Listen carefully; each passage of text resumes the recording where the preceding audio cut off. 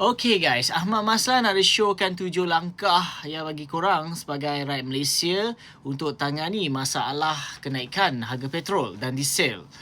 Okay, yang mana cadangan ini boleh difikirkan sebenarnya.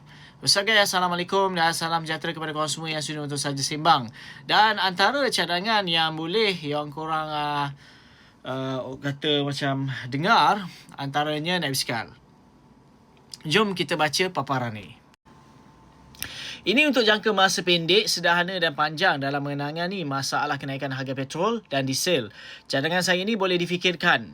Banyakkan pengeluaran jual dan guna kenderaan elektrik. Kenderaan elektrik, motosikal elektrik, bas elektrik dan lain-lain. Pasal benda inilah, okay, aku ada tengok satu posting mana macam mengapi-apikan lah, okay, untuk mereka yang kat luar sana menjadi satu pilihan utama lah untuk membeli kereta-kereta elektrik ini, kereta-kereta EV ini. Tapi dalam keadaan sekarang ni bagi aku tak wajar sebenarnya untuk kita nak buat loan buat kereta EV dan sebagainya. Kalau kita tengok kata posting daripada ZRA kan, dia ada maklumkan benda ini pun bukannya 100%. Okay, kalau difikirkan dari segi orang kata macam mana dia nak create tenaga itu, of course dia tetap menggunakan minyak. Melainkan ada satu contohnya macam orang kata nak buat tenaga itu 100% solar is fine lah.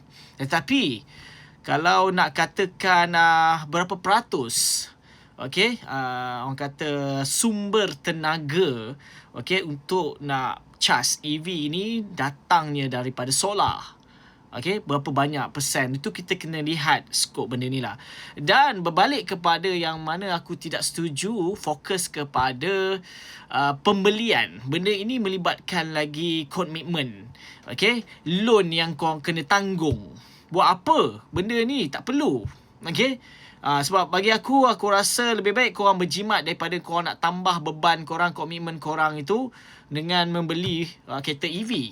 So, korang janganlah percaya sangatlah 100%. Sedangkan kalau kita lihat fasiliti ataupun orang kata kemudahan untuk korang charge infrastruktur yang melibatkan kereta EV ni masih lagi belum lagi 100% wujud dekat sekitar Semenanjung ataupun boleh nak dikaitkan dengan Sabah dan Sarawak juga, Borneo.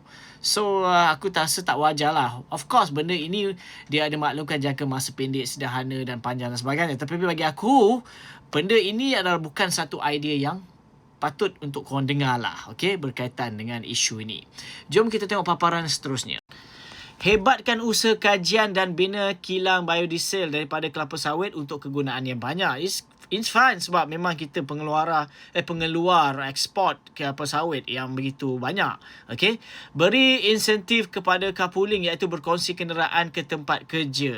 Mungkin ini juga sedikit sebanyak boleh membantu certain orang lah. Okay? Yang mungkin berada orang kata di sekitar kawasan-kawasan yang mungkin memang ke arah kawasan yang sama. Mungkin dia ni kat sini kan, so dia tunggu kat sini, so dia ambil kawan dia terus satu arah pergi ke tempat kerja, is fine lah. Tapi kalau berbeza, is hard jugalah kan.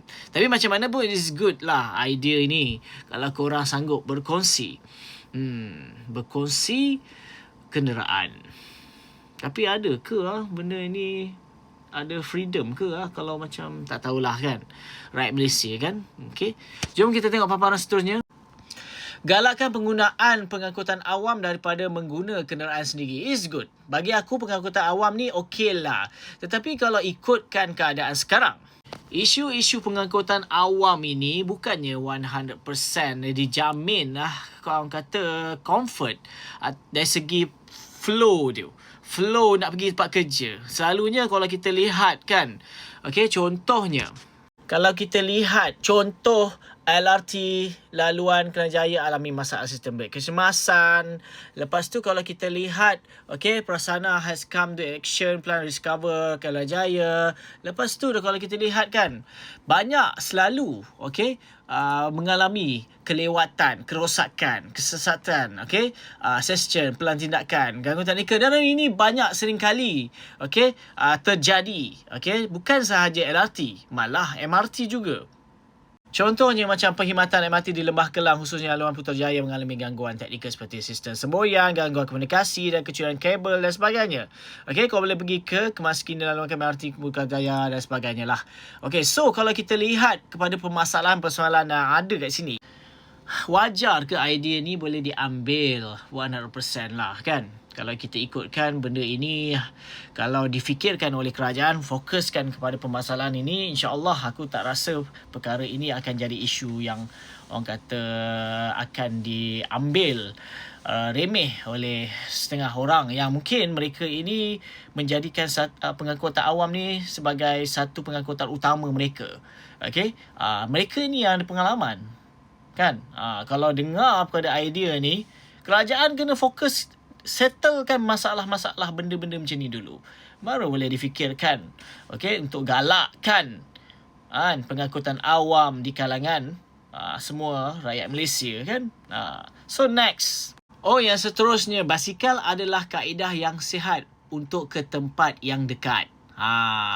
Dan seterusnya cari laluan import dan ekspor, okey, minyak yang tidak melalui kawasan sensitif dan kemungkinan berlaku perang. Ini kita sedia maklum. Iran bagi je kita ni lalu, okey, di orang kata laluan tersebut, okey, sebab memang beri laluan pun kepada Malaysia punya orang kata kapal. Tak ada isu lah pasal benda ni, okey. Tapi macam mana pun itu adalah cadangan daripada Maslan lah, okey. Apa kata korang dalam hari, mungkin korang ada alasan yang lain yang boleh difikirkan untuk jangka masa pendek lah, lebih-lebih lagi, ataupun sederhana ataupun panjang. Aku Faizwan, Assalamualaikum.